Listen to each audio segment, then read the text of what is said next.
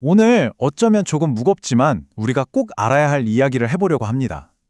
우리 눈에 잘 보이지 않는 곳, 바로 건설 현장에서 왜 자꾸만 안타까운 사고가 반복되는지에 대한 이야기입니다. 바로 시작해 볼게요. 이 한 문장, 정말 많은 걸 담고 있죠? 이건 개인의 실수를 말하는 게 아니에요. 안전장비가 있어도 쓸 수 없게 만드는 이 구조자키의 문제를 정확히 짚어내는 말입니다.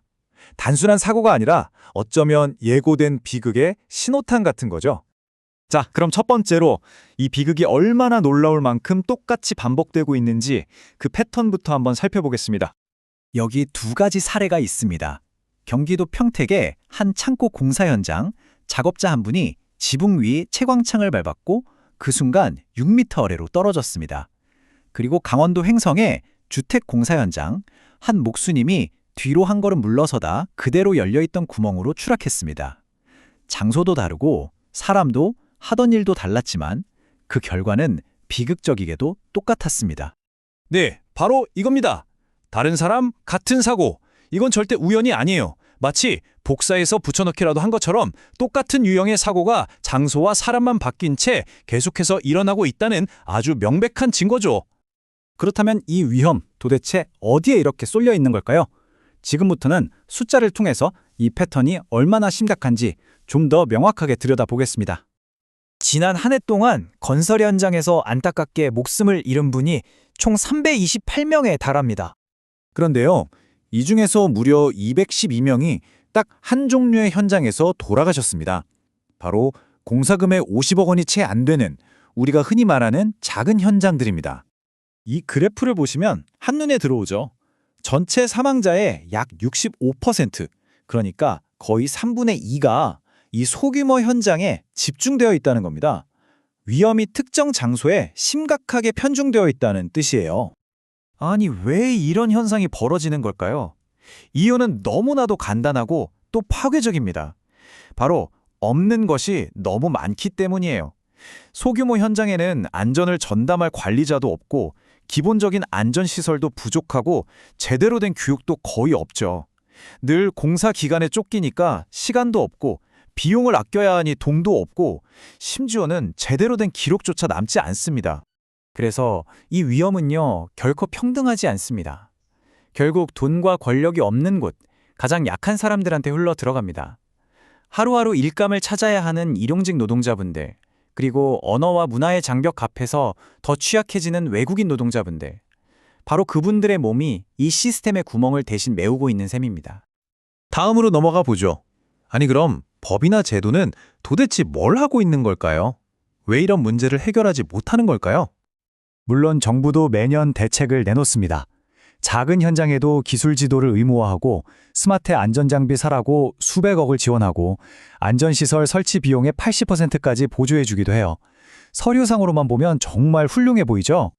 하지만 현실은 이 슬라이드가 보여주는 그대로입니다.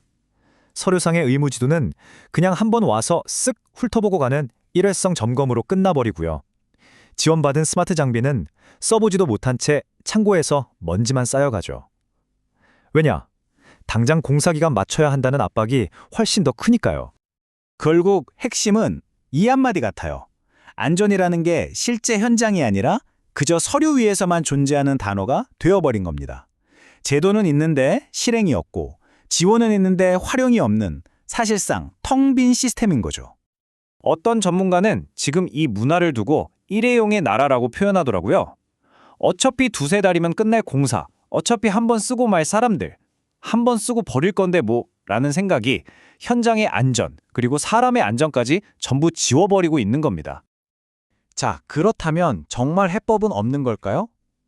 지금부터는 관점을 완전히 바꿔서 아주 거대한 문제에서 벗어나 가장 단순하고 인간적인 해결책으로 한번 시선을 돌려보겠습니다. 어쩌면 해결책은 거창한 제도나 값비싼 장비가 아닐지도 모릅니다. 그 대신에요, 우리 몸에 새겨지는 아주 작은 습관, 작업을 시작하기 전 단 5분의 시간에 그 열쇠가 있을 수 있습니다. 바로 이 세 가지 간단한 습관입니다. 첫째, 작업 전에 위험한 곳이 없나 한번 쓱 둘러보는 거예요. 열린 구멍은 없는지, 사다리는 괜찮은지 확인하는데 30초면 충분하거든요. 둘째, 동료의 안전장비를 서로 한번 봐주는 겁니다. 어이 김씨, 안전 턱금 좀 제대로 매. 이렇게요. 셋째, 신호를 다시 한번 맞추는 겁니다. 특히 시끄러운 현장에서 크레인, 수신호 같은 약속들 다시 확인하는 거죠. 이 모든 행동의 본질은 결국 이 한마디에 담겨 있어요. 바로 우리가 서로의 안전이 되어주는 것. 한 명의 실수를 동료들이 막아주는 그런 공동의 책임감 말입니다. 자, 이제 마지막으로 이 간단해 보이는 아이디어가 왜 그렇게 강력한 힘을 가질 수 있는지 정리해 보겠습니다. 이 습관이 왜 효과적일까요? 일단 돈이 들지 않죠. 시간도 거의 걸리지 않습니다. 근데 제일 중요한 건 이게 반복을 통해서 몸의 기형을 만든다는 거예요. 위험한 순간 머리로 생각하고 판단하기 전에 몸이 먼저 반응하게 만드는 거죠. 자원이 부족한 소규모 현장에는 이게 가장 현실적인 방법일 수밖에 없습니다. 오늘 이야기의 가장 중요한 결론입니다. 소규모 현장에서는 바로 이 습관이 곧 시스템이 되어야 한다는 것. 닿지 않는 법과 제도가 남겨둔 텅 빈 공간을 채울 수 있는 가장 확실하고 인간적인 대응책은 바로 우리 자신에게 있다는 이야기입니다. 마지막으로 여러분께 이 질문을 던져봅니다. 우리 각자의 작은 습관과 서로를 향한 아주 작은 관심이 모여서 결코 실패하지 않는 가장 강력한 안전 시스템을 만들어낼 수 있을까요? 한 번쯤 깊이 생각해 볼 문제입니다.